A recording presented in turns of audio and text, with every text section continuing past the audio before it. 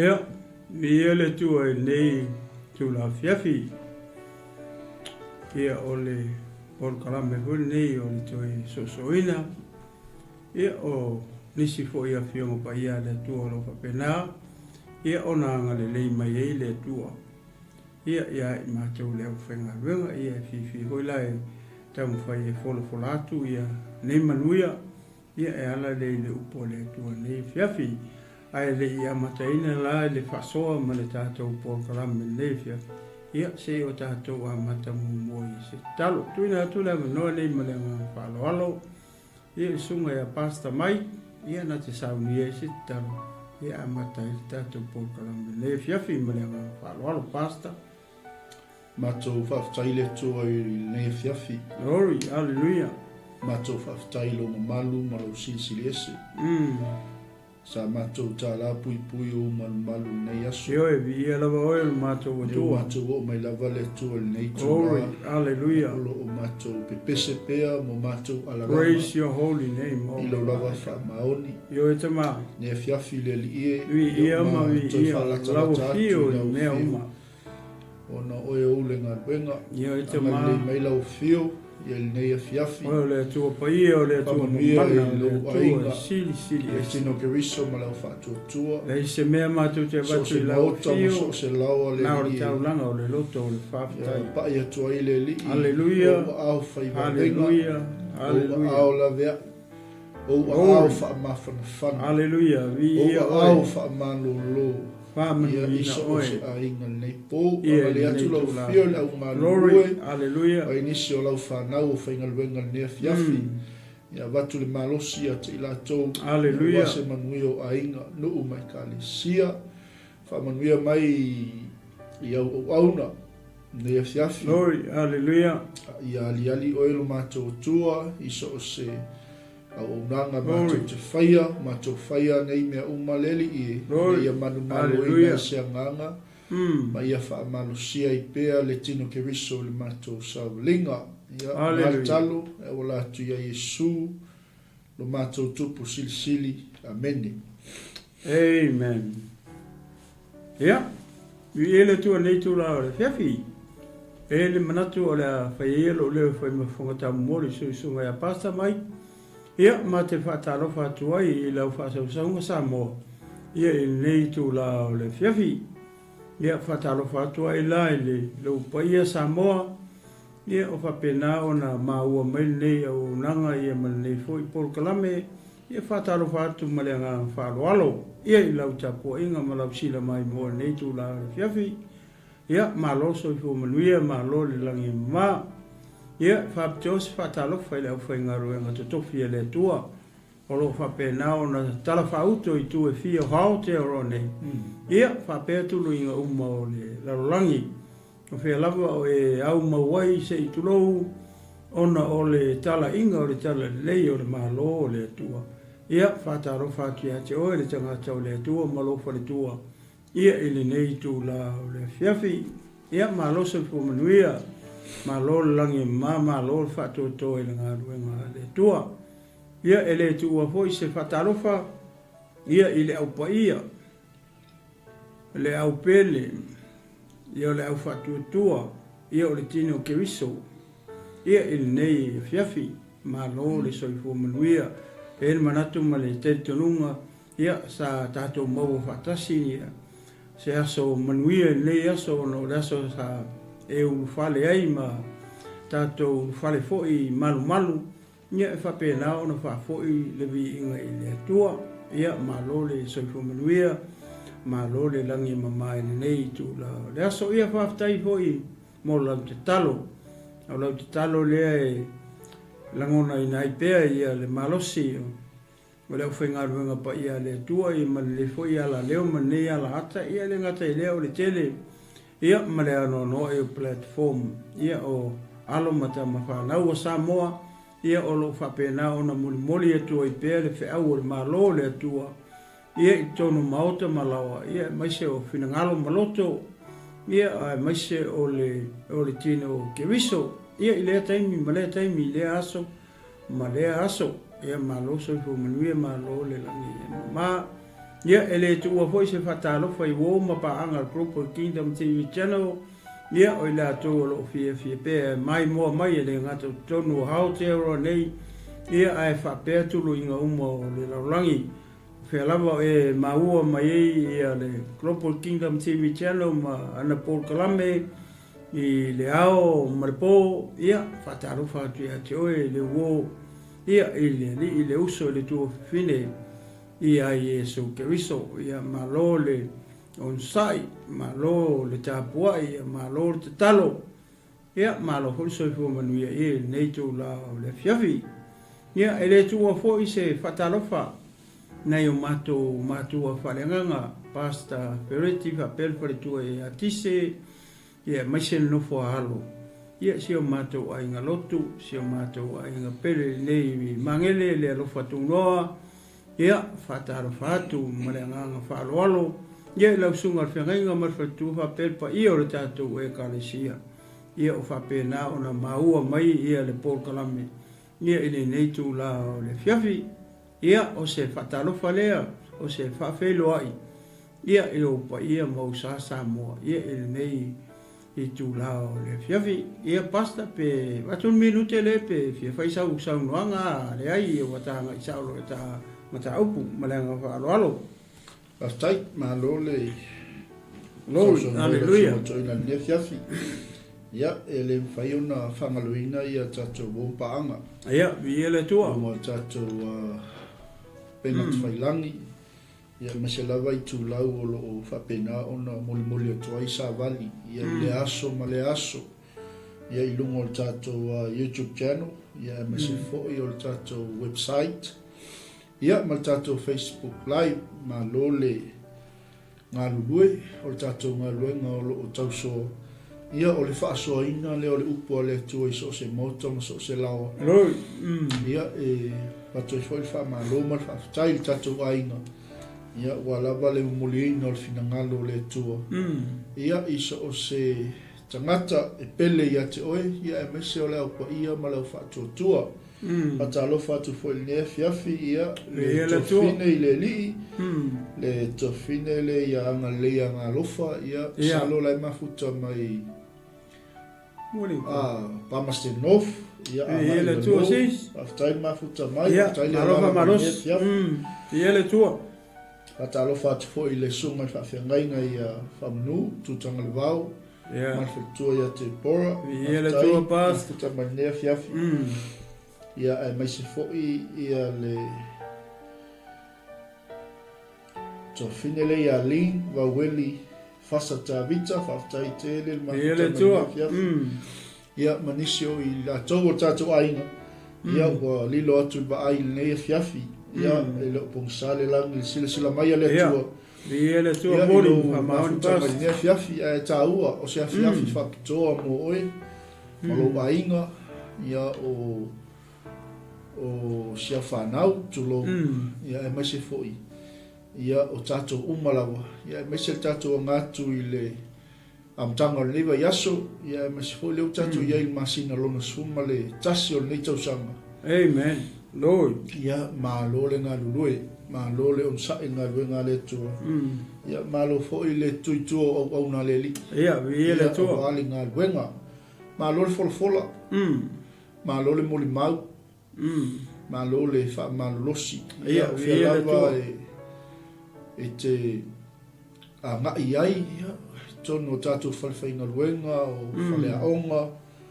ia e pe o vaenga ia le tele le taimi o tato e spenda ia nga fo ila e fa nga tau taimi ia viele tu molimau ai le leio le li se uso se to finde e po so stangata fo I o lua ngā lue fatasi I la company e po tonu fo o laua onga me ngā ave lau kos tala mou ia aua ne I maua lalo ia te tato le wala aua le tua ia le ua umauna a tofa ina I oi o le wala au you were born as a believer as a son and a daughter of the Most High God to proclaim His gospel.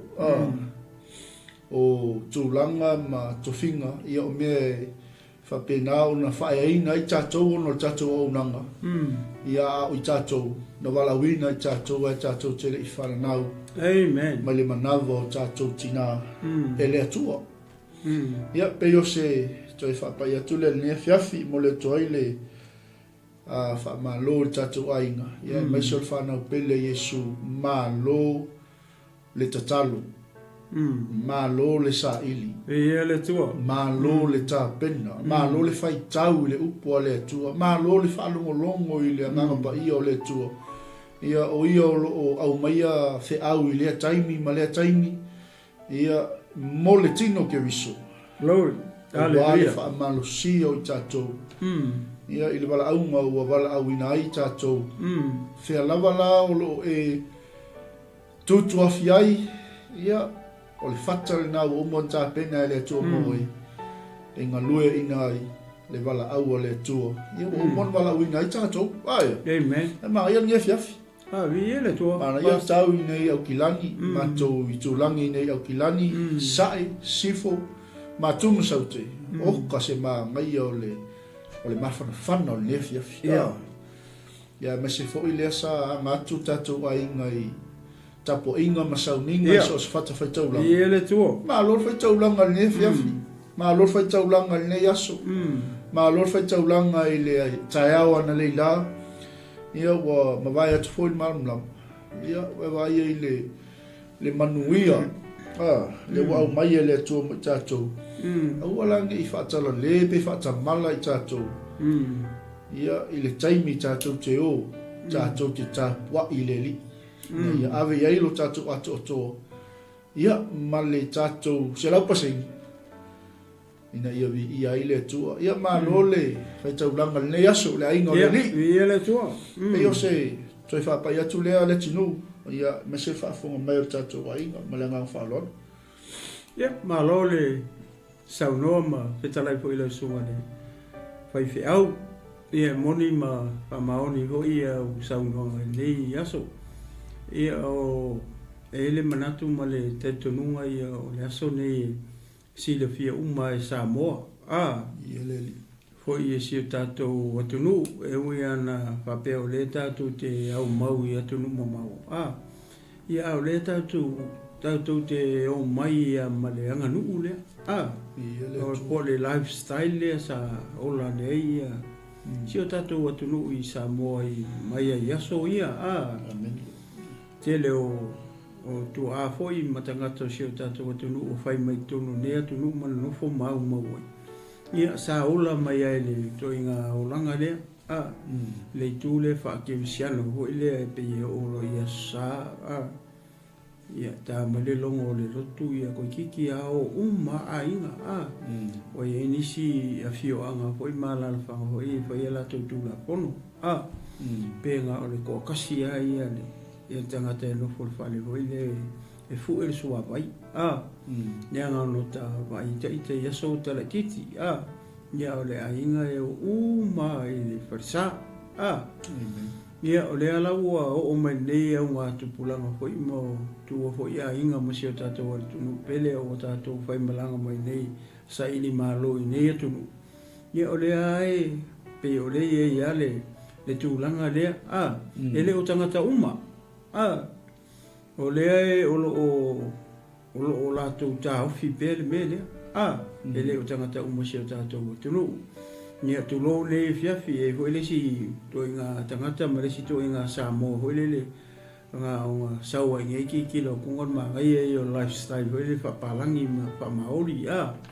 Nia o ngalo uma le tū ma le anga. Ia le koe hoi le se loku. Ngā koa i le koe halua le si tangata i le mea kau se loku.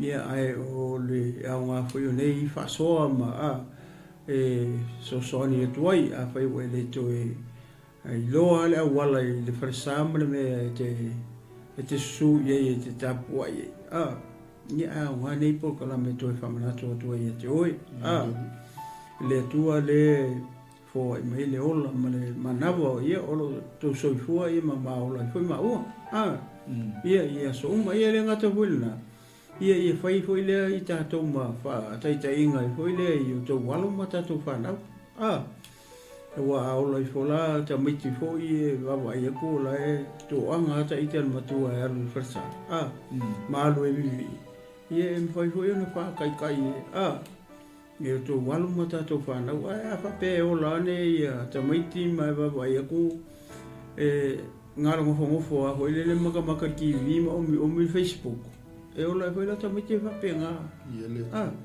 ele me fai ia ngo ese la ngara ki kilo fa kai ngara ki fai ya ki kilo fa ta inga le ki fai ya o le ngana hoi le pe o le jam foi le ta tu fa to ia se va ngo le fa so le o no le we tanga ia nei lunga le utala fa mai o le bala a fa to ia mo lo si le fia la hoi le o ke siano mo le au fa tu nei o le Global Kingdom TV channel e malolo ia so to na I masa ia se vanga na foi le o ni por kalame po ni me foi e fa fo se ia ia ona masa vali mai foi le mani so foi le e watu ilunga ia wale le sila fia le tino ke viso ia mala o fatu tua ia mala o pele pe foi la le fiafi o le aso sa fai ia le po kalame foi se mato ai ngalotu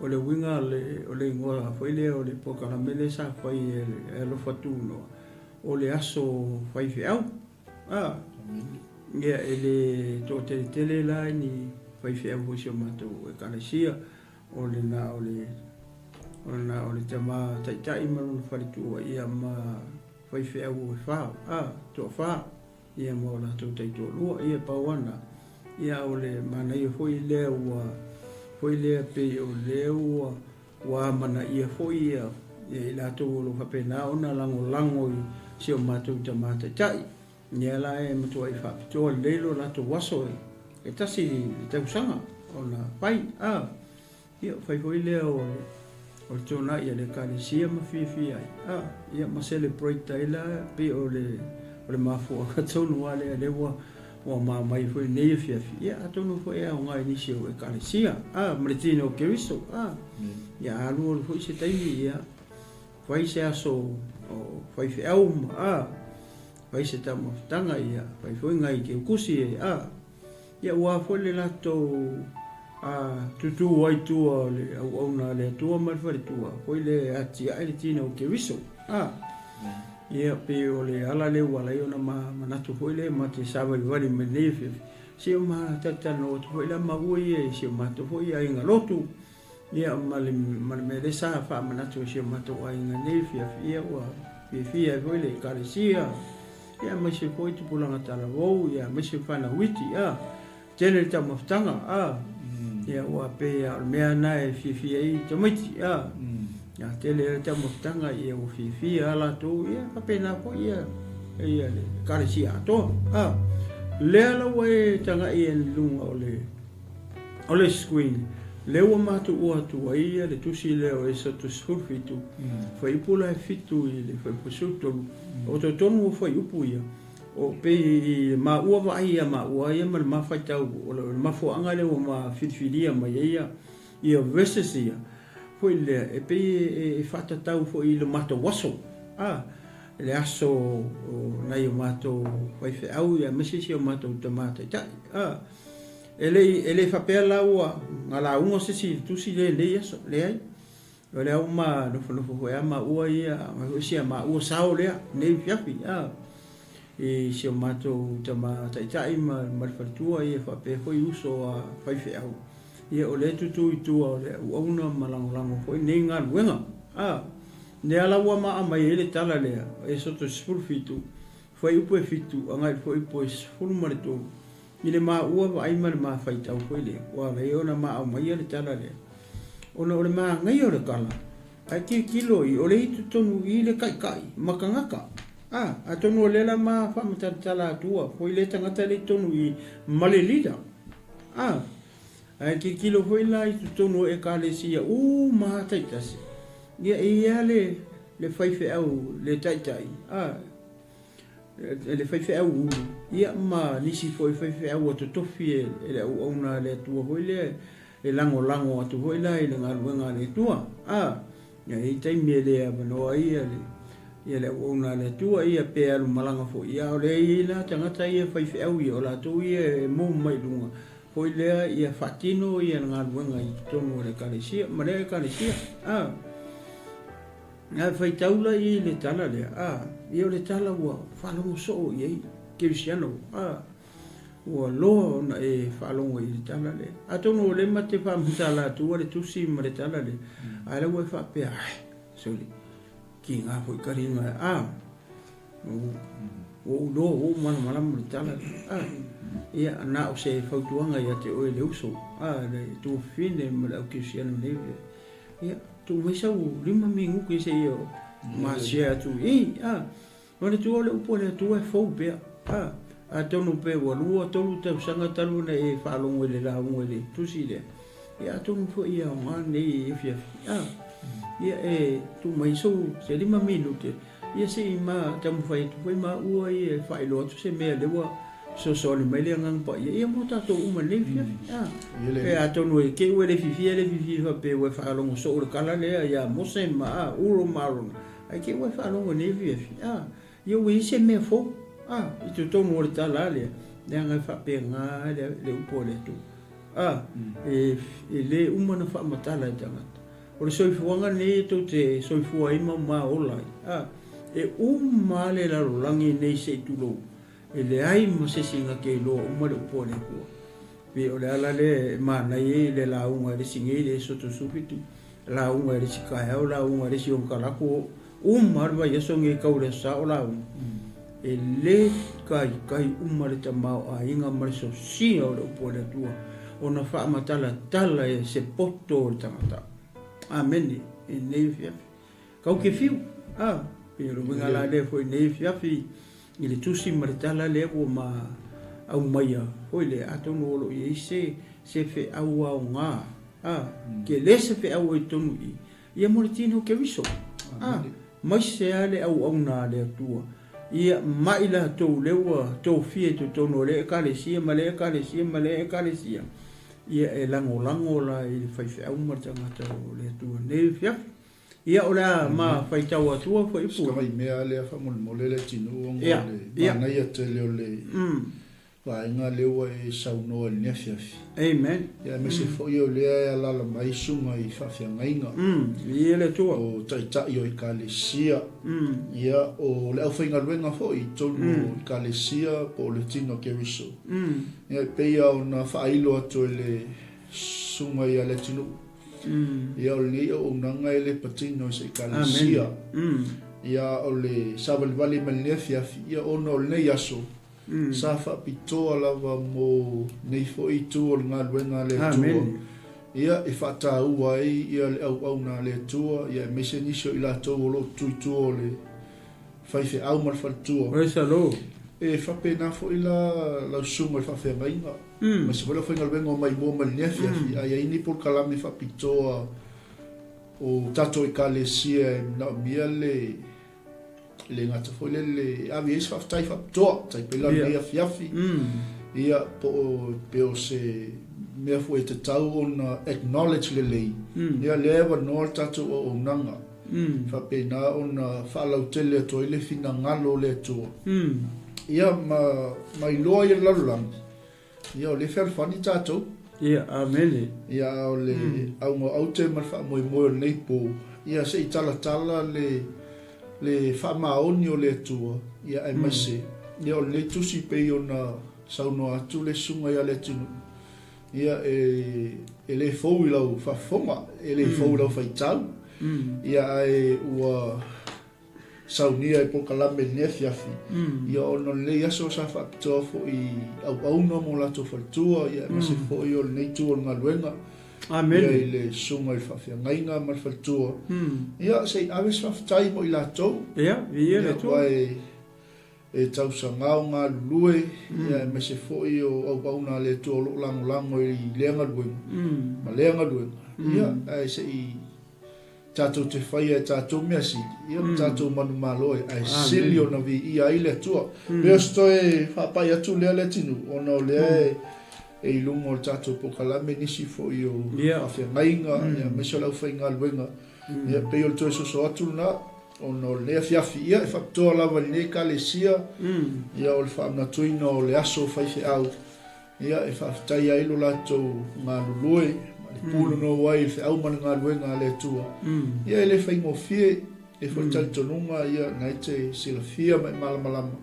le tatou ngā lulue i tono le ngā luenga le tua ia e le whaingofie ia e pe o toi soso atu na le tinu o le awa noa le maua i lungo le tatou au nanga ma le tatou al Global Kingdom TV ia e whaifoi ona e sawaliwali mai su mai matala mai au ia pe eini polkalame whaktoa mo lo i kalesia ia e taipeila le nea fiafi e whailo ia ma ave yeis whaftai whaktoa ia ona o le soifua tautua ma le ngā whalo tai pasa vi ele to ia atonu o le ia foi le manino ia le matau le wai ni fiafi pe foi le bingo sa o fam talanga foi le taimi o sola o le Global Kingdom TV le fainia ni pokalame stona i masa pe o so ia maloi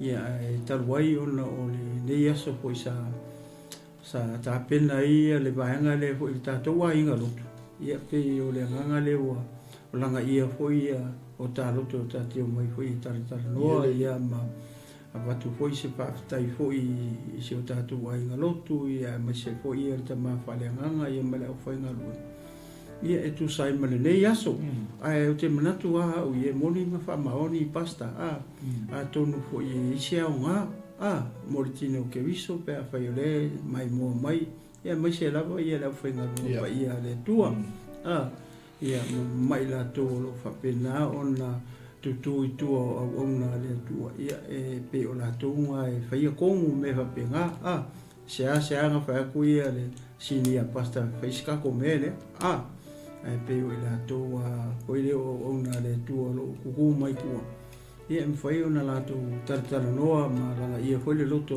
e ta pena ni polkalame fa pema ni me fa pe ia pe foi o le tulanga le wo ia foi ia le sila foi ia tatou foi ai nga loto ia o se mea e fai e tanga tau le tua mo no fa tua ia me se o foi nga buenga wa le fai ngo fie ia le tau sanga atoa ia o nga lu foi ia le ona le tua ma fa tua ia manisio o faife au ia le tau foi le a suina pe o le vai o le ola ma ta pena ma fa sa o ia le tato fo langa ia ma me se foi a me ono tupu mai tonu e kalesia wa le ai se e kalesia se tu lo ne fa pe atoto pe perfect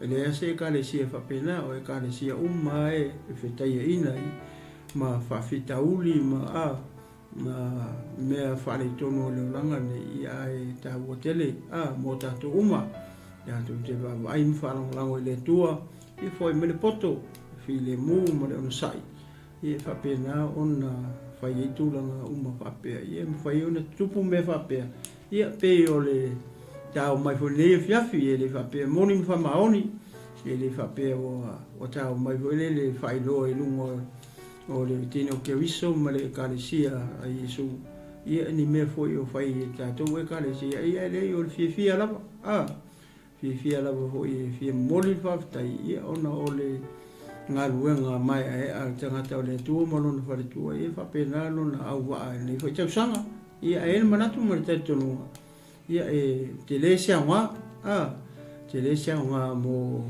nisi foi o uso ma te lo e kalesia ia wale ngai numor ngale tu wa se manuia ma se lei ia o tino ke viso ia pe o se ule to e paso so atu pasta e tu sai malau saunoanga na fa pi e tu na saunoanga nefia ia el manatu ia te tonu lewa malmalama tatu wa inga nefia ia le wa nga lewa ta o mai fo ia fa la loa ia ma tartar loa tu ia mo mole tu es fa tai fo tanga to le tua e po nei o tato matua falenga ia me se la fenga no pa ia le tua ia malole sai malo ta po tiro ki se neve ia la tato anga lo tato tusi Pe ona ma fai atu I le fiafini, le ala o le ma fai tau atua.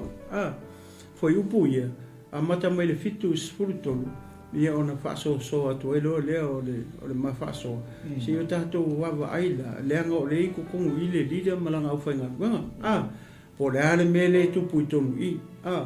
Po le ale ngā ruenga lewa whai tonu I le chapter le spurifiku. Po se ngā ruenga hoile, po se ngā ruenga lelei, po se ngā ruenga lelei, po se ngā ruenga ngā rurue umai, po se ngā ruenga ngā ruenga whaife au, po se ngā ruenga o isa whaife au, ai le ngā rue ia le whaife au ulu se tulou nei fiafi. Ia mo tātou waba ai po le alo na taunu unga. O le alo na taunu unga, o le asea o ngā mo le tine o kiriso, o le asea o ngā mo ele te mai moa mai ia mama ua le tautala atu. I tātou ia o loo ngā lulue, o loo mautofi tu tonu o le kālesia.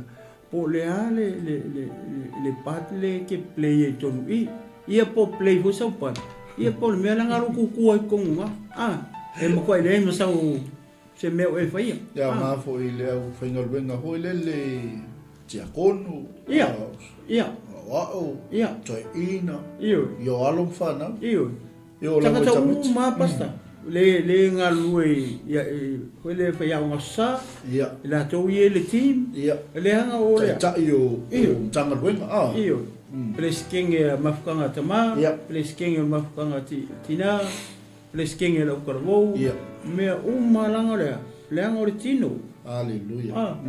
E le whapea hoi lea mea o le a mamafa le tautala I le sivaenga. Ia. Ia ai kula fo I le sivaenga ka whau. Wa ele me whaila a whapea la e whapena o lona winga. E kupu piko kasi la le ngā winga le tu. Aleluia. E kupu e le si piko. Alamu makua I tulo. Alamu makua I ngau wale apa o le si piko. Pea wale le hoi le alu e kasi le vi peru. Kasi le pepe. Ya tonu foi o mane fiafi ia I lau tele o tatou ai. Ia, e moni le saunanga oe. Ia, kau kei loa I po fele kau kei ai. Ia, hoi la le. Pore me o spin ka kova. Mo goko. Po kulei le va po. Po peo le spin singi. Aleluia. Ia, vi ele tu ala fa kau ka kusi. Ia ona ta fa so ai le. So ni melengang pa ia. Ia.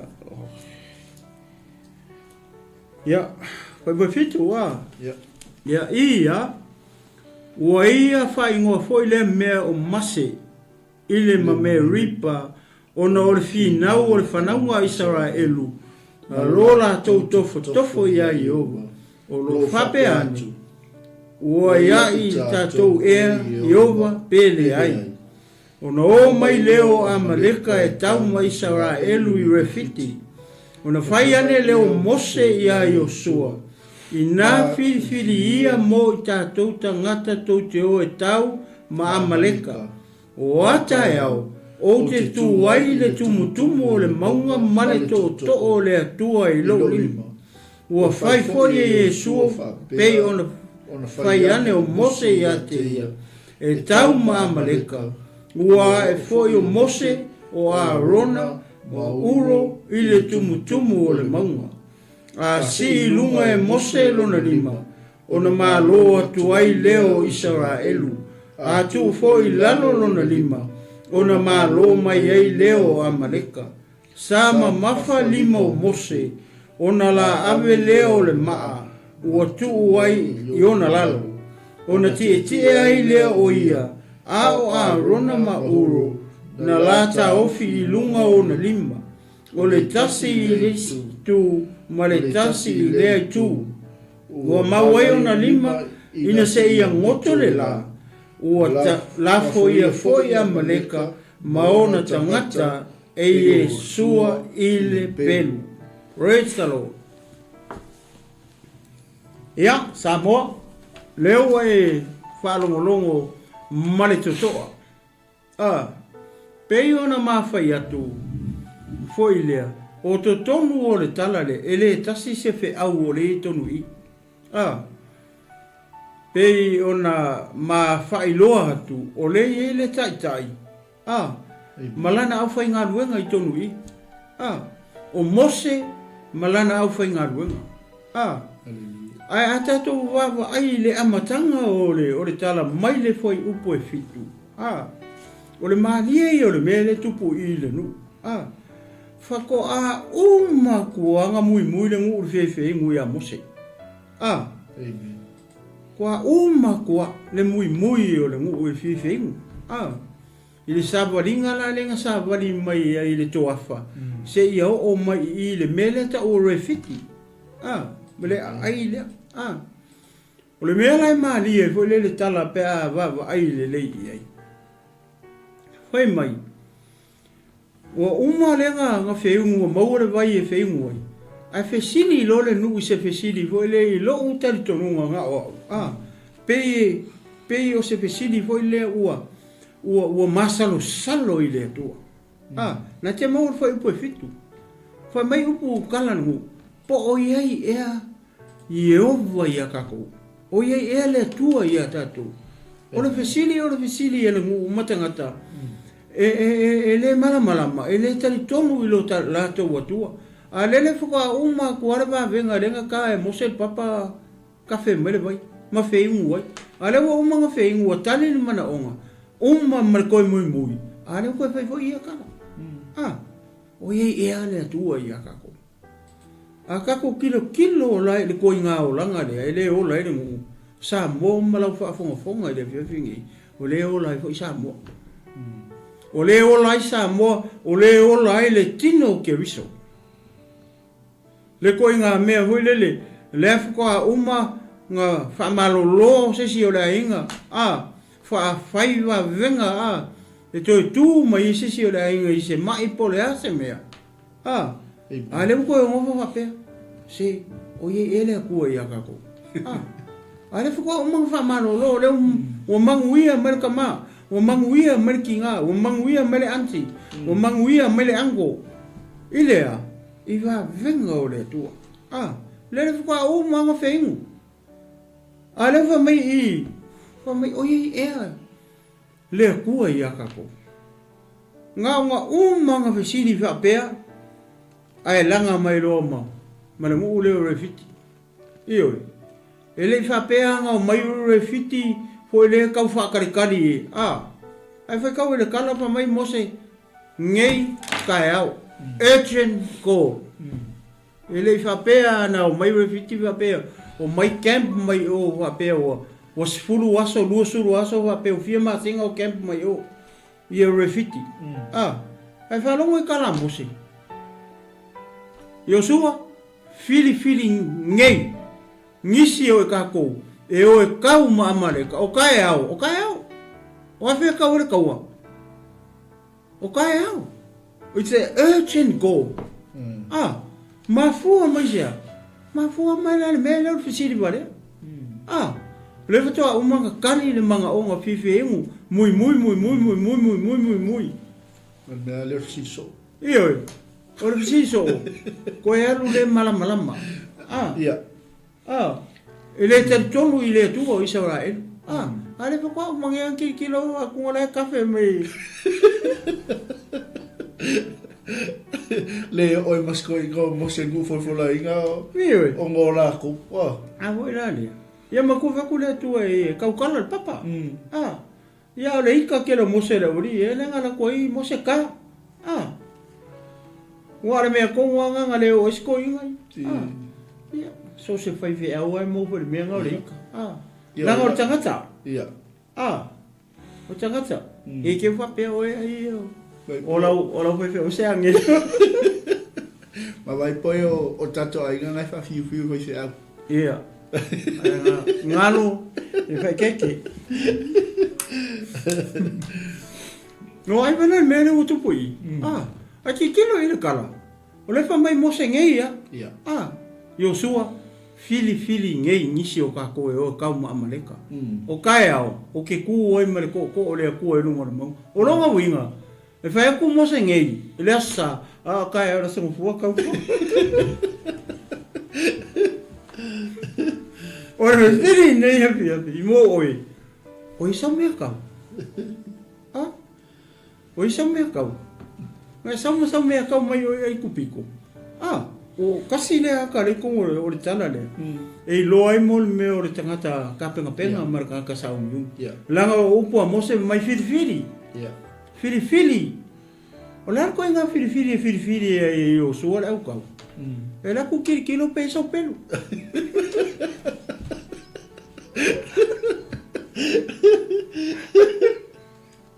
Na ku. Ola mafia o buspa po via le café.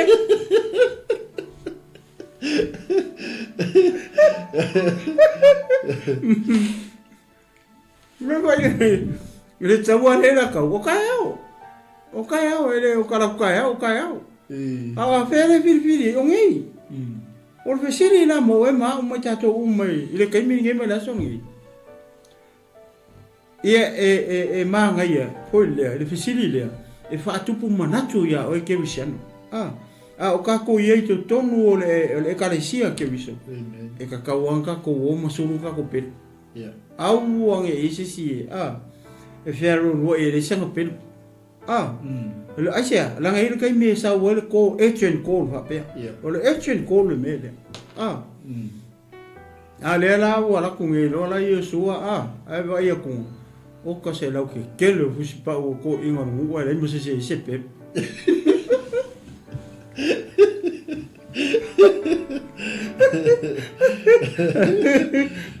Wo mai papovi. Ale mo se pe. Ia se haka ka ua nga mo ka ko. Langor fe au le wala au fa fose. Po le wala au fa piko. Po le wala au fa piko ho le. Sole. Wa sa un e so pe. Le fa merko inga o ka ur ka wa. Amen. O ka o le la ur ko inga lungo mangu. Ai o ka ko ka mo le ori. Ako ke lo tangata ia le o mai ka mo le ori. O la ko wa cousins. O amaleka e tupunga mai a Esau. Kupunga mai le akari o Esau ngoia Elifasa. Pangau le Elifasa ia tangata le ngoia amaleka. Awari ia le ngakuri e le tua ia saulo e alu e wha umakia e laku sau mare kupu ho le ngoia akako. Wha ola mai akako. Ia vai leu sika i rupu. Le nga o ai oi fea. Nga o ai o le taimi o e seka ma ngi o i papelunia. Nga o ai elka ngaka kupunga mai le tuai plea. Le nga raku foi o ngofu makau fasioki e seka ma mamorete kai i o. Tu baba ila il mol le sika. Akil kilo la il mele. Le tala le pe au. Sika mai ngai ka mai foi upu era o kilo ye. Amen. Ai o le ke le o le fe au le fifi mai ye. Mo ka ko. Ava pe o le le o ke ye kong i. Akil kilo oile tata i oile fai fe o mose. Akil kilo i ile. O le sia ka manga ia le mo mai kongu i. O le aka o le kaua. O le plan o le kaua. O le war plan. So se kaua e whakakia mo le plan. E makoi whaka oko mo le plan o le kaua ko a aru ele o swai. Atono e mai makamaka so o i news ma I whainga o plan mise a kungu ki kele pe o Amerika. E le ma whainga alu Amerika e attack se kungu pa ale kakia mo moalanga plan. Koi whaka oko lele plan. Ko waile mele ngau e whasioki o pama. Atonu na woto mai mo le ma ngai e whainga o plan. E penga le lua e helikopter ngau. O le po, o le kaimi e aluai. Ia o le meke kuai, pefa pe o le te aluai. Kai pe o le mele kupu ia mose ma ulo ma ron. Ke o kako kirikilo la pa kako oku I le mea ka o le plan mua mua. Wai lua plan le I la wau le vai mala o fai tau. Kai pe ho iha o ta longa. Ai vai ka longa. E le mea ka o le game plan. ia le malama o mai tatou maka ngi me o la kapi me fai a asa ni ma to ta al ia aya el mo ko e ke le ta e o sta ta al o ta ta tanga ta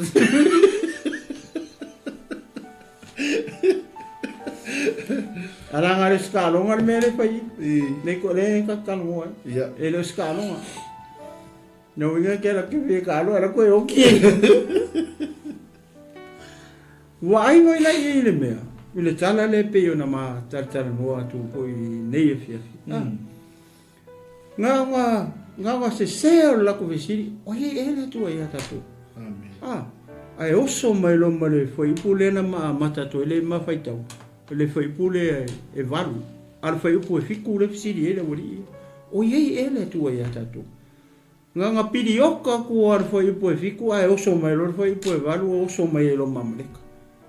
Feo le o mai ka ai me ko yo ka ko le lo po lan mo la inga mai bo America ka mai sara amen ia a tonu le wa ke le kala ko fa lo mo fa tau le feo pa ia le tu ele manga nga o le o le ui mai sara e shortcut mai sara lu la ko le anga ele le no for lai manga o ka mi lo ma o yo ale wo so mai kongui mela le mai rola o le ia mai kau le ala o fai atu mose Yosua fili nisi o ka ko e o kau Amaleka kai au o ke ku oi male to o le tua i lo lima i lu ngor mo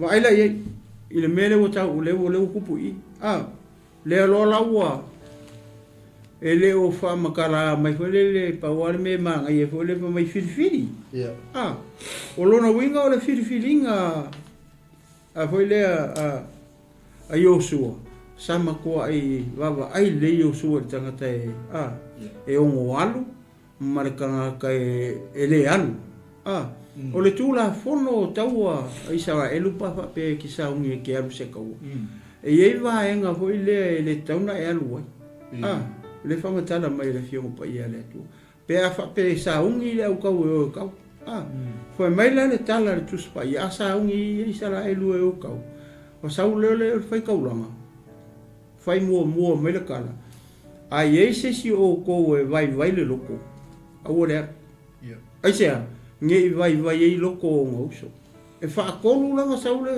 le fai ka ulanga fai mai upu i ele ia le si taua ia Israel o mo ko sa ko male o skaulang a yese se vai lo loko ngofo nge ke wa vai e loko o nga uso ya uma lo ye fa ko mo sa fa ka lang o lo le tau a le sikula ko mo le tono le fiong pa ia le tu fai mai a fa pe o foi le o umanga ngai fa mala mai i le tau po ke lu fa i po e ke le anu le ko ai se fa americana kuspa ia nge ke ue alu e oki ia ai fa ai po ia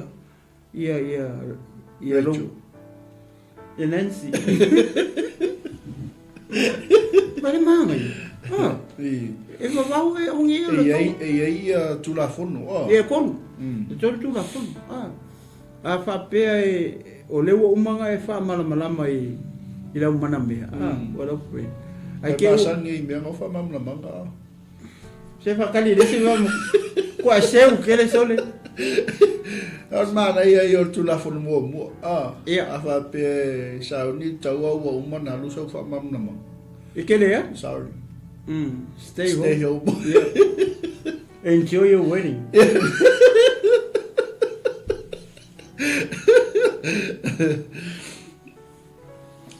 apa foi lá foi mai mo mai ni fifi foi le va bele o mana pa ma mo sa o chelu fa foi po o ia ko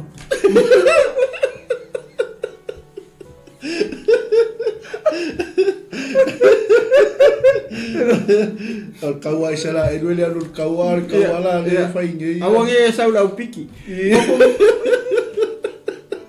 awale ari ngal nga fa mai tai nga kongwa ke wale fai po ia ki la fai po mai Australia po riski ki vole ya se vai ya o le si mea fai mai le tula fono a fa pe le o mo fa ka ngi o pomi ka ilua se spulu ko le suo e lo fono a ngi e lu le le kawa a ngo foi suo ko singa le la le o fa ka o pomi e fa kai ke mo foi fa kai o pomi bo fe ka wi be o le si tula fono a fa pe le o e faia se falfou fai so falfou te we alu papel la ka walu fa pipo o le tau fa me o ke e ngofo ye ke we alu ka e o ki ai fa alu fa le si una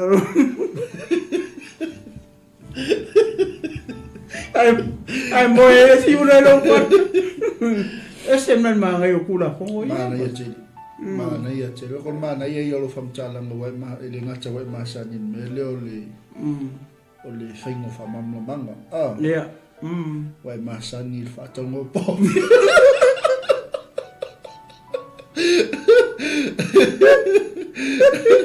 ya nga ora ka ma sa ni me fa ka ngo fali okay ya lo ala si ka wo okay ala okay ya la le y el pale okay ale una mai ma nga I mai ya jangan kau pakai kaya kau pakai kaya sesio caco ang kau boleh fikir macam ang pape ijo mangai foi nga isis kas de ayo coel le fa kau asing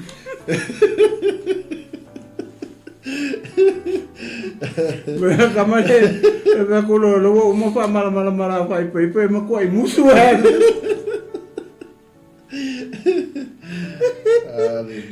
ma na yo tula fono tolu tula fono le o le a Israel e mo sawi al fai taulanga ai si foi le vai no no o ia lu ka langa se langa vai lo to lo no usa ma ko lo fa pe nga la foi ka vika ke mi le nga la alu e ka mo koriaka nga la foi ka vika fa pe awangi vai se lo ko se si o ko o ke anu ama ke ka mo filiskia nga foi fa nga ta vite lo po nga fa nga ta vite le po fa pe nga ya le sa wi le tu la ko pa to nga foi te le fiong pa ia le tu e sa mo ale ne foi kaulanga wo mai ai ska kai vai loko ngofo e ke wo vai le loko le si nga uso le alu ka ia ma mela ie tolu pe ma fai aku fa pe le o sa ungi la u fa poi ponga stay home ia au ke alu au piki ke wo la ku ko fai poi o ai ke fingele I samo pos fa kai ka inga ia fa yo o le la fa u fa le lo fa fo ia o ke e ke wo la ko e o ke ko ia fa u fa le sis kama lo ia lo fa le ia o la le si me tolu ia fa ka u popi ke wo e fa ka popi e lo ko la ko e o ke ai le ula le o popi me fa pena le la o mai lo la I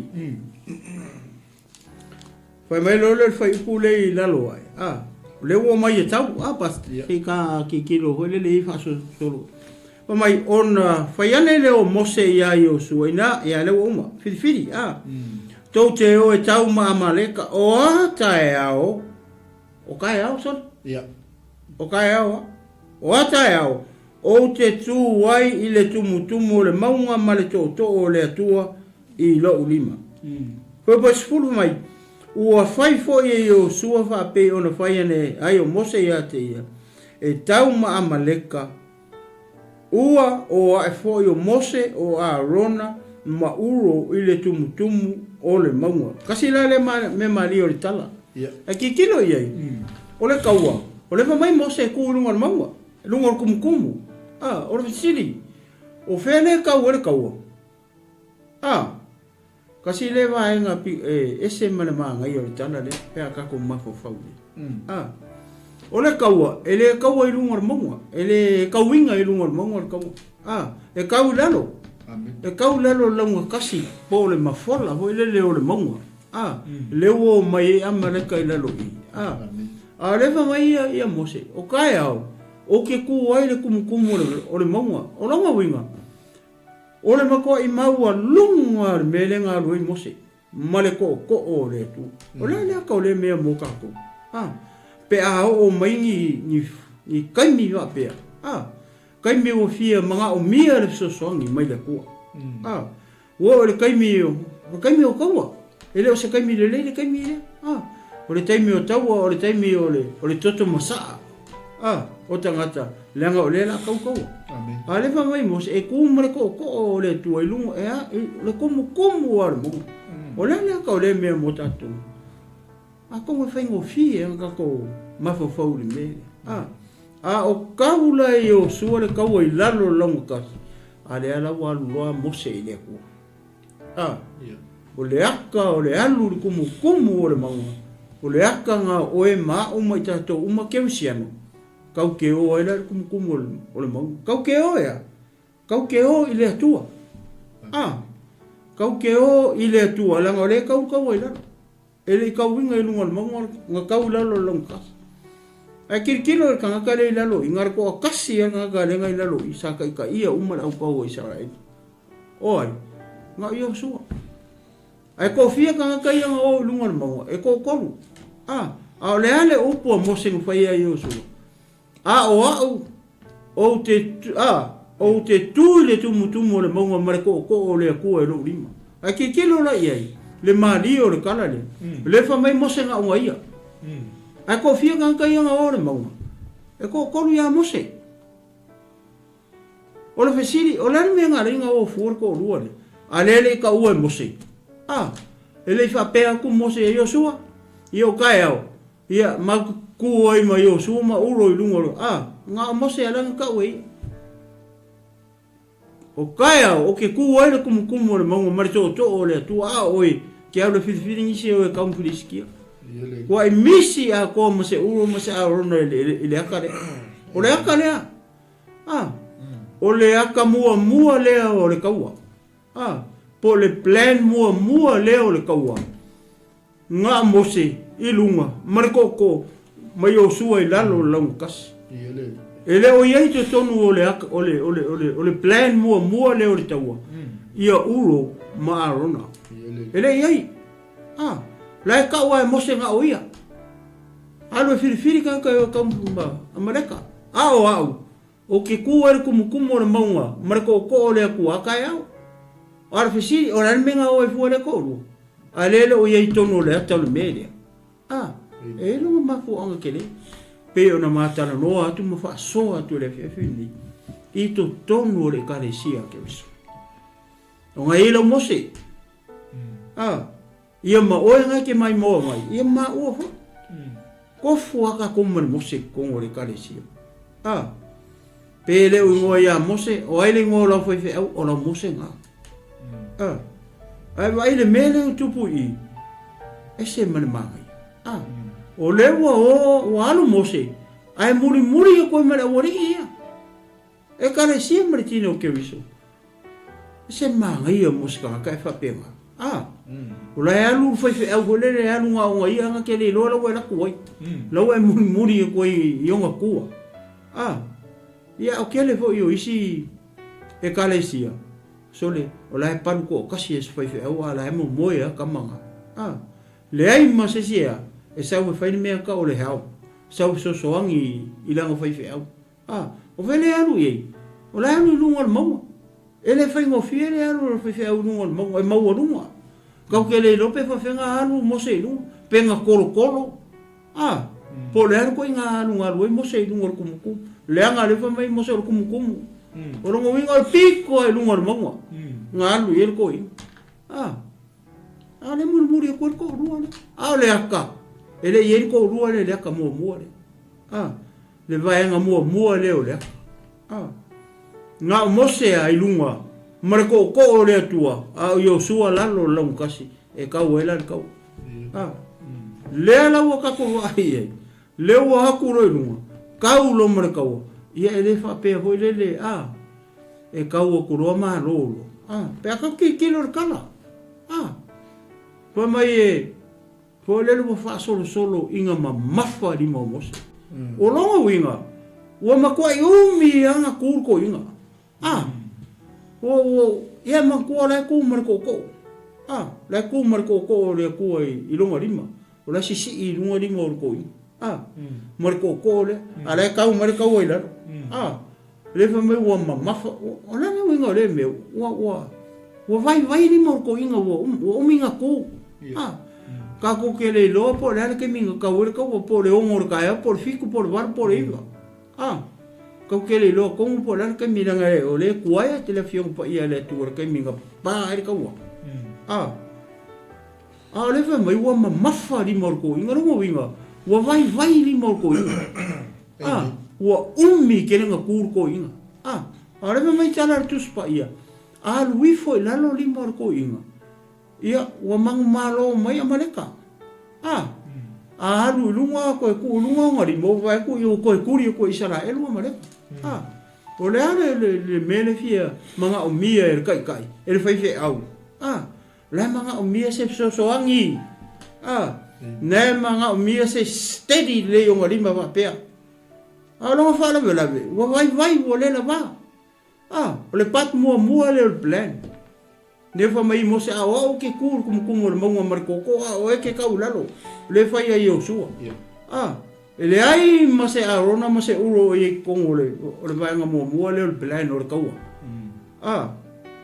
le wo muri ko le ori ma nga ia kere ngai ko inga ia ele lo pinga o fia maka pe o le ale ele o moki ngo po le kongo wan me nga ringa muri le ori ia mo se ai pe fia o maka ho le po le pe se sio mo se le la fai lunga o se po me hoi magician me va pe ngale la alu mo se vai no le alu mar koko o ai la e feio vai nga mo le jan me wo loi o foi ko o feio le vai nga mo le plano le ko pa fenga ko lo ale fa mai aku mai lima wa aku o mai o mai le ako Israel o feio o le la vai ko inga ko ngane nga ku sao lunga ngari ma pe mar ko o vai mo manga mie moses so mele aku ku lunga ri mo mose ia sao fa pe la lo aku mose ia o la fe mai la kuli mai ia ko fa maro si mo se ko fa sa o lunga o rima ia ka va ku ko fai ku ringa o winga le mere le sa foi sa u lo kuri mai a ku lunga kuri mai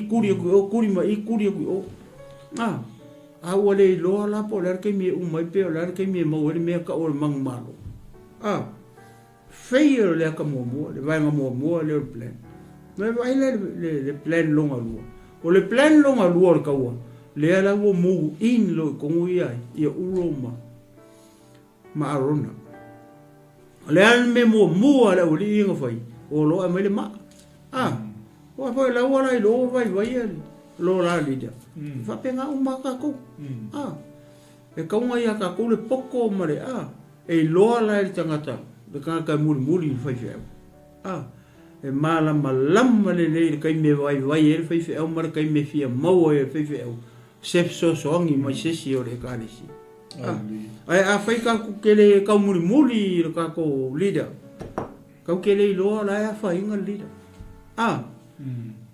ko yo ka ko le lo ala mo ko ya fai ngal fai o sia le anga re si o muri le ai ma se si o le kanisi o muri la ya lu ngal fai o e fai fai ko fai o se ale fai ku lo nge fai ko ar fai o me o ki e sei kulo ia me fare kongo ele karesia e fare kongo fa pena le nga sia langa o le limo le fai au le le aka o le pule le le ia koko lo winga fare kongo alu fai au fai se menga uia ai fare kongo ai kulo ai pa u lungo le karesia ai o fai au mangisi o fai ngalu e fa kasi ninga ia ngalu e inga se mea ai le mang malo le mang malo le kari me malanga le kupui Le ala ko vai le plan longa rua le fai. Ma ngai o le le wa sa no ile tino. Ya. Ka ke le me ila ba nga rua le wa sa no ai. O no le o mele o so so ni me fele nga ngole to e faso. O le mato I matango fielo. O le si le ata I le totono ngal benga le ngal mele nga fai mus. O le nga kau e mosele tau I tu o le e kol pungi. Ia. E peila o na le tu. Le ilu mala fai ngal benga. O le kalesia. Ia ai ngalo ia tato. O le kakalo ia mose. Ia. O na le tu. Ale manga ia la le muli muli le wali ia nga muli muli. Le nga wa kuloi lo o fai ma vai di mo koi. Ia, vai. Ale manga ia o le mele sa mo ai. Inga wa fei o la me mo. O la mele nga kapele wori ia. Kapele ma. Ia. O feio. Ia. Feio vai o lima al kingo ako. He's tired. Ia. Ole tasina ata awone I olo mo moli mai mo chacho. Amen. They are working behind the scene all day, all night. 24/7 e tatalo mo lo nga. E asi atu oi. E tu ile lang ya. Ya wale nga luenga leli. Iha mala fenga lu. Male sila me mana penga sa un. Le ai to tono le fiong pa ia le tu ai ngo feio me mo. O ga kalinga ia ngo suol ga kalinga ia. Ia. Ai ke lo fa sol ngia fiafi. Ai so so ni mai leli. O ko va vai le ko le ngo ga kale yo su. Ele ma se ngo le ngo Yesu. Ia. Ia. Al mera mali le fe me ngo le ia mai le ma. Ia ka ko baba ai le mai ko mo le fiong pa ia le to le fa singo ia Yesu. Ia. Pai sa lo. Bei fo ma ale nga lunga ko ingo ia ko po ai ngai lo fa ali. Ia. Pai sa lo. O ke e se ba ani e fia. Ia ko la. Ia ma le nga ka mose. O le tai po Yesu. Nga ka mose. A ke kilo la ye. Me ka penga ile tua pongale ele o ele lo ka ko ilo. Ole maliu o Yesu. Ele o se ele fa pe vole nga ka kala ku se si ai ka fe mer ko le ku o Yesu. Ele. Ona me nga fai nga ku kui le ka. Pa penga uma le mere nga le nga ka le ma. Ole tai nga o Yesu. Pe ole makau kia nga le upole tua. Ele. Ele tu. Dia langa le ole ma alu apa ku I plan no lu. Ia, le wa. Pe ole ma ngai ole mele o le sa tu fe tawin. Ingo wo wa ia kulo oli io vai di mo ko. Wo feio. Ele nga ko nga arki kilo mera foi mai la lo yo suo maru. Te also feio. A fe me mafua mai lai lunga. O vai foi feio. Ia. Awa malo si manguia vive manguia foi de calesia le lo. Vai foi feio lai lunga. Lai alu ile ku. E vai foi de calesia. Praise the Lord. Amen. Ar mangai on me ia sa ngoi mangai ke. Praise the Lord. Ei wo mai pe yo ngai vai nga le wo so son me foi le ne fia foi le tato o fa fonga me se foi tino ke viso o le o mangai ai o ata ia le o yo ngi le songa foi me o ma tato ia vai le I pe yo ngai sa mo o le nga foi kalamos ele I mentioning ngai ngolo o ia morning fa ma ele ai ku vai mo se ngol kum mo ai ku fai kala to por kafa vale pe la sa wala ai la sa wala la mulmuli la lida ya mulmul ya la ko ku mo fai ma vai di mo ko ia foi la dia fa pe la se mulmuli pele ai se mulmuli ai nei le wingol chalo vai ha pe la se le mulmuli nge vai ko la vai ku vai ia ia pole o fo le to lua le e le loa e se sin mera ku pulida i lunga nga o ia amen ia le tu ma ngai on mul ia aruna mau ngalai loa ngai lo fai lo ngal ngal le o le second plan na le o ia malai o le plan ne ngalai nga malo ka o le ale pasta ke lo le si me ma ngai ale i wa au mai le ma Faki ki e le ko inga malo longa vai ai feka ngofi ko fa pe ka ngofi ko lo fa pe o mose si lunga le si ma lai kai si la le kon mele o le aka o le ngalu lue fa tas amen o le aka o le ngalu lue fa kas haleluya ku fa kasi mare o nga le tu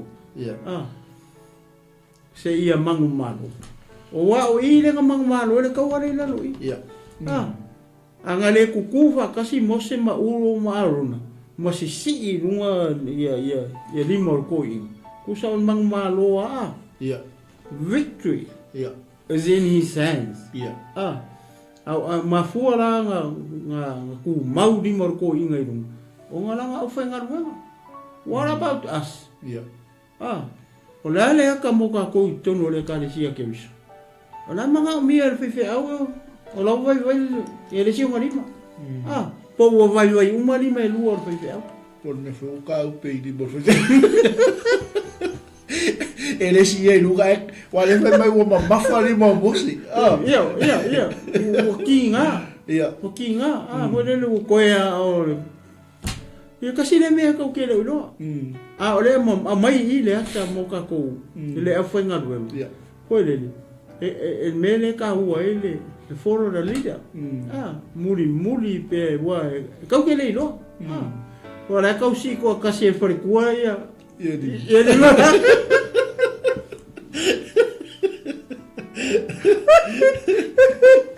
ba si pasa ngar pe au moko no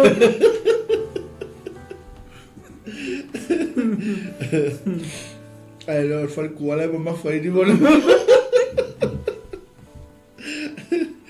ia le tua ia pe o se hata le le ia ka ko e ana ga wa le anga o tala ia le o tala ia mose ma la na foi ngalunga a ka ko mai ala tonu tino ke bis o ka se mai o ia se foi ngalunga io se foi ngalunga ho le loto tasi ko e lango ile fai au ai vai ole anga le plan longa lua le ele mang malo ia la ngu ale plan mua le fa pe amo se ia inga ki me fai nga uia that's the other side of the story ele me fai even polar ko inga maro se fai ele me fai nga ngai e se nga lunga se kulo ngi ole ata ole nga lue fa kas ole au fai nga lue nga martanga ta ole tu ia nga manguia le kare sia ke biso ora mang malo ko nga le ma fa inka ko mang malo pe aka ko le nga lue va kasia ai pe ya upu masan work as a team nga ale onka ko mang malo ai aka ko le work as a team ka ke fa ia inga awa nga le nga lue fa tasila uro ma rona ia wa ia ko korula ko lu anga o yo su ana ka fai amerika oila nga uia ale to tolu la ko lungai ka fai a chas ka fai a chas ale ngore fai ngoro ko ri na or ko esa o ar ka mai or ko ole amaleka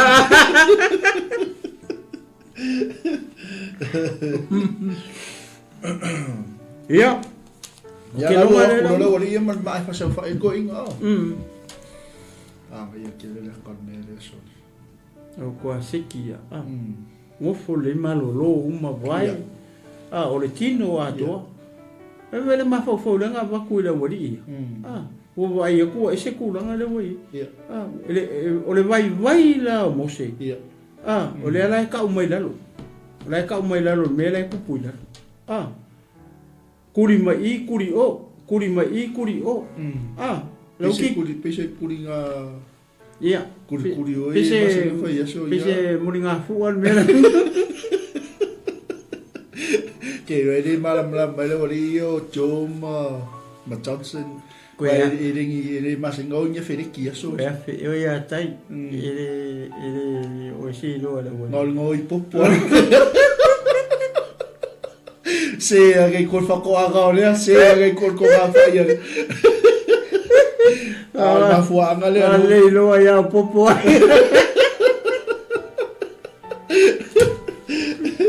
Mal fa kau povian le ori. Mali o ngau. Iwe. Ele o ngi kaua.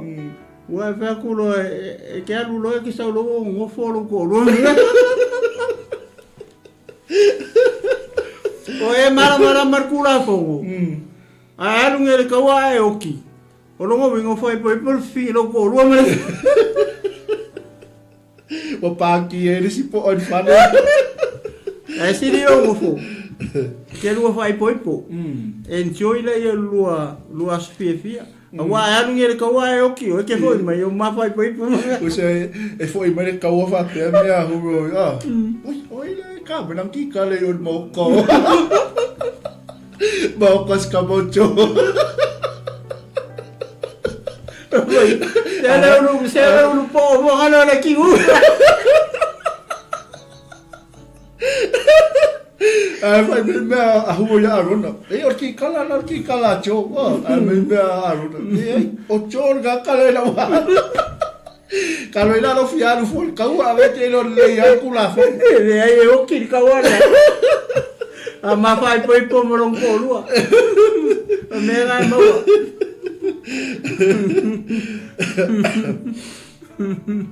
Para no maya ka mo le fai se le.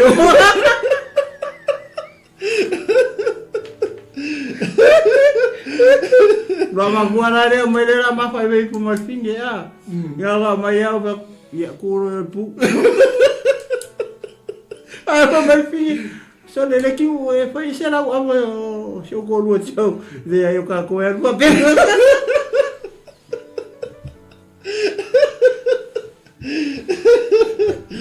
Não, que eu fosse olhar, não foi que eu fosse olhar, não foi se eu colua, veia, marquei foi o que você foi ver que eu vou fazer menu, tá com manga eu le vi ir ao supermercado, não le vi escapa.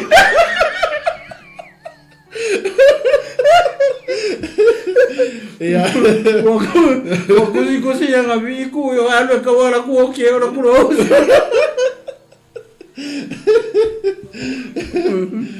Ya, malam-malam maleta tu ai ngai tu na fono. Ya. Ele tau eu na alu tanga te tau. Lo okey so vale. Wanga foi. Ta o te mesa o fai tau langa, ia a fai wo umba na alu so fa malam lamanga. Ia. E te lea nga wa tau a fai wo umba fa tau ni povi, ia te lea nga wa tau. Ia fai wo umba fa tau so fa le fo. Ia te lea nga wa ala wa tau. Ia. Malam le tatu tu la fono. Amen. Ia pe ia na wa tu fa to ina. Fai wo manga fai poipo. Kere ko ya nun kau nga.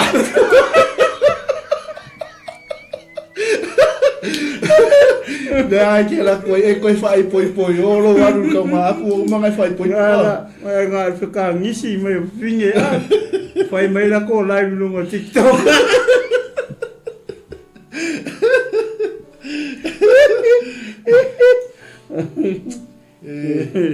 viere tu Pela manga i on ngal venga i fere uri ia pela le vinga o la wa nga ia kama i viu ile nanga sa on muti. Ia, wa kulo wa ko vai pa makang vai vai sko inga. Ia, fa pe me lo hu ia aruna, sole ka lo fo sko inga. Ia. Vai la le o fa ile mi nga fu ma le ka sa ai. Se ala ko li hu me le ma se ngo fu ko inga ka si e lunga limba. Ia, a verdade. On mo ko ma. Wa se la mo muti. É feio. É coi feio. E coi foi mai e que e as ko inga i. E koe foi va pe marque. Le asa si foi ko adu ngol ba nga adu foi ngol ba. Fu ale fa mai anga finga o ia ma.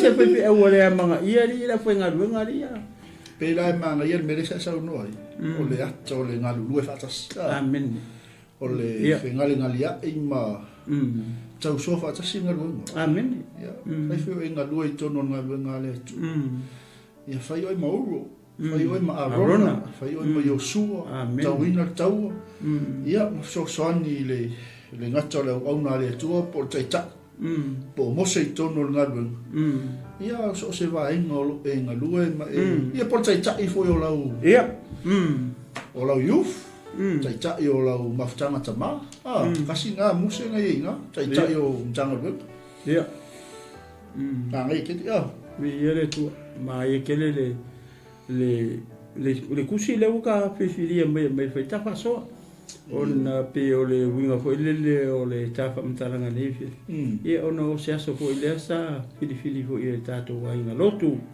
e awa foi se tato tama fale nganga e me se le foi ngaluenga e atonu e ke le se nga o le po kalame wa grupo e le isana po kalame le sto na imala sa ya o le wa tau mai e o se por kalame fonga e dedicate mo na yo tato matu fale nganga e me la foi ngaluenga e atonu e nga mo tino kriso lo fa pena ona mai mo mane fia fi male fa lo pasta ia leli ia au le fa ma ia mai le fa pa sumal tasi a si ilunga e moselo na lima ona malo atu ai leo Israel a tu fo ilalo lo na lima ona malo mai leo Amaleka sama mafa lima mose ona la ave leo le maa matu wai i ona lalo ona tie ai leo ia au arona mahuru na la ta ofi lunga ona lima o le tasi le tu ma le tasi le tu ua mawai ona lima ina se ia ngoto le la oka ya pe vai la le umi a fai o le kolu po le falwa ve au le ngai mo se lunga kumkumu oh no nice no mo wow ewe baram la mo sa pung sa le ko ia avela o fai pula es fulu tolu le mai ua la foi Amaleka ma ona tangata e o sua i le pelu le akarpo ngoko lao le aka foi le o le soifuanga ne tato te o le aka o lo ngalue foi le se ia o mai le po ma le pouriu pe ngalue foi le se ia o mai le vala au le tu e lo soifua ma lo bola o lai ke oki manu malo amen o le akasinga ka mele pe a ufa winga ya ui aki kilo ka pe mele ke sa no mai foi le foi mai foi le umi kerenga ku mosi le fa mai o ngoko le la ale ori ia fu ia la ka fingo limo ko ia mar ka wale ka ulano ia mar ka wale ka o ro winga le atangi mai o le ka wai e ka wa se ioma ia le fa pe ka ko ku la ia tau wa se ia fa umakia ia mareka o le ato nei so i fonga e ka ke o la ko le ile o langa ile salama tu ina na o ame e ka unga ko kiringi uma me o ka ko mang malo da wa le afa pe ale ka ke o la le so i fonga ngi ko ile ale ka ke soria me ka ko ang salama fa pe o ro winga o le ale mfayanga ese ele mfaya ka ko mang malo o le a fai fe ke inga le kuriaku kurimai pe fia ke le lo vai ngai fe me no ia angale o kuriaku kurimai io aka ki lo ngi lai me ale tu pasta manga kua aka ki lo le kai me o perfecta maka ulanga le nga fai fe ngai nga kuai mara kai me o apostolo mara ka ulanga le ka pe ngai Yesu ka kikilo mene pai o i ka ke lo mai se si aka fale anga ko le mole pe o le e afifi mai tala ia le aka fale anga so e ka un ka ko ku mau pe ka o le Ka ofi pe le plan le wa mai olan plan. El plan le ka ko lo el maliu Yesu. Le maliu mar ko ku Yesu mar fio Yesu le nang malunga ko fio mo. Le ka ki fa ka li ela. So we should stay where we are. Sehingga ia ka ko mang malo. Nang le ko ke fa ka.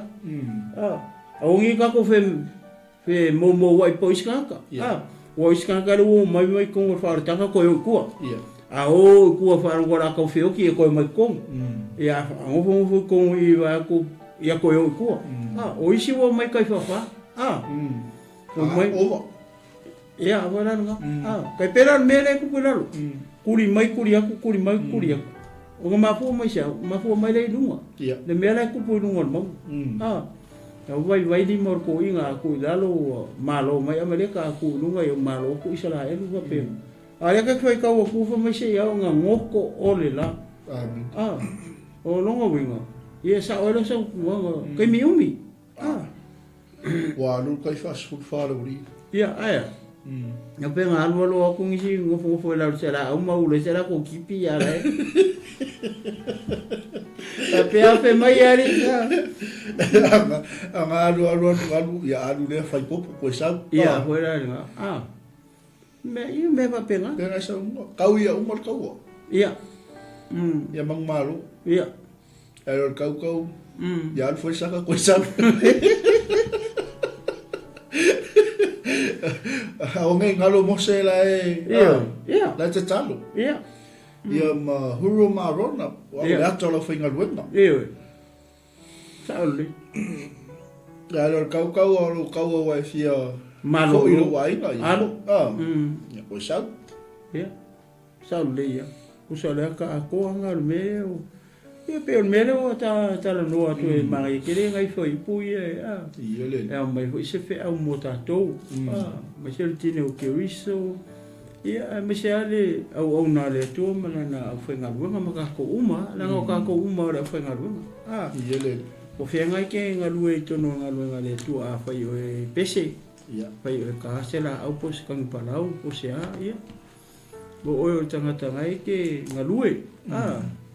So e mga umia la fai au hoile ia la so songi sis kai mi ma fa ma no si fai au ma te o la kanga le kala le ia fa ia se ia fio mai Yesu o mai le wala au le tu ala i mari mo le ia la ke ku mau ia awangi ka ko fe fo ia i hoile le tato wana wina le anga o le wala unga le wala o ka ko le wala o fa piko ia spesso arka ko wala u so e ka wala ka ko ku mau pe me wala u nai ta to pe lunga la lo pe ai mau mai foi bang pe ngawa le wala le ka ke ui ka ko sai le anga o ku o popo nga o ku fai ka o ku mau nga mo wang la yin mangu ya le ai afa pele ke fia ui le wala wa kele la wala la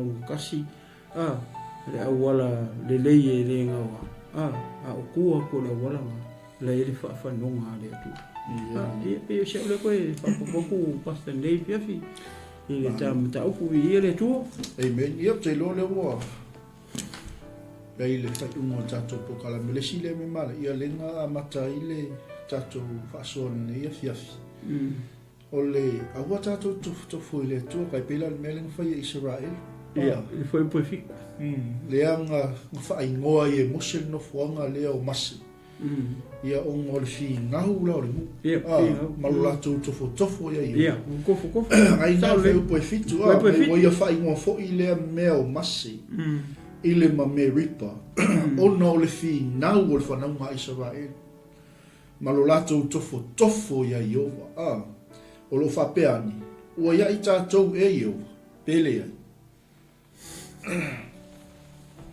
au ngase vai ngau te fia te vato i se fa sol ne fia pasta ke lore kari u siriga u sirera u siriga nenga mai Amerika ar kari ia lewa to ka fonga mai le ai nga pele o le tu pe vai le ele kako finau tofo ile ia ole mai ole ku kaua e kauma pa fika uli io ole ato popo ngama faina ta ai vale siri ole foko o manga ai manguia ma va venga ai ko siri vale va pe ia nga o manga ingu fai mar siri ia mai ro markali ia kauro mara uri vai vai dai kari mere tu ai amerika